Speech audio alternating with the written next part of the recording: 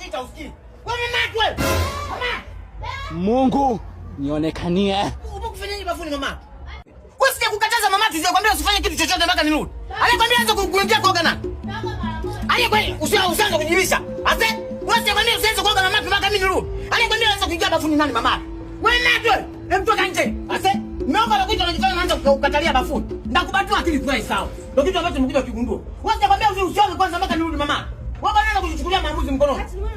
Sijakataa, nimekwambia mama atu, subiri kwanza usifanye kitu chochote mpaka mimi nirudi. Ndio maana nasema mnachelewa kuolewa kwa sababu gani unakuwa na mavitu vigumu. Nimekwambia usifanye kitu chochote. Kwani kwako wewe kufanya nini? Unaanza kuelekeza mama tuanze kunijibisha. Wajibisha kwa sababu zile za msingi. Naanza kuelekeza mama tuanze kumjibisha. Nimekwambia mama tunazotoka hapo usifanye kitu chochote. Naanza kukuja hapo bafuni. Unaingia bafuni kwa sababu za msingi. Umeongea sabuni gani? Ya unga. Unaona sasa ndio kitu ambacho tumekuja kugundua. Mama tunaanza kupambana tutasema hivi mama tu tunachelewa kupata mtoto wa pili. Ina maana unalizika tu. Mama tunakuwa unalizika tu. Alikwambia ongea sabuni ya unga nani? Nimekwambia hivi mama tusubiri kwanza mpaka mimi nirudi. Wewe unaanza kujichukulia tu maamuzi yako. Nitamwambia babako sasa tunaanza kunishikia kisu.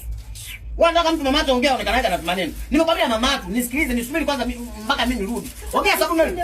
Sio ni wewe. Mama kama unataka lala huko ndani mama. Naweza kaongea hii sabuni. Inaitwa Unity Skin Care. At least hapo unaweza kulala huko ndani. Lazima hivi mama tu ingie huko ndani. Wewe unataka shetani ya jinu. Umeshaoga kwa sababu hizi za msingi. Sikukwambia ukae huko ndani. Wewe mwenyewe umeanza kujiambia mama. Ake neleje sio. Ase.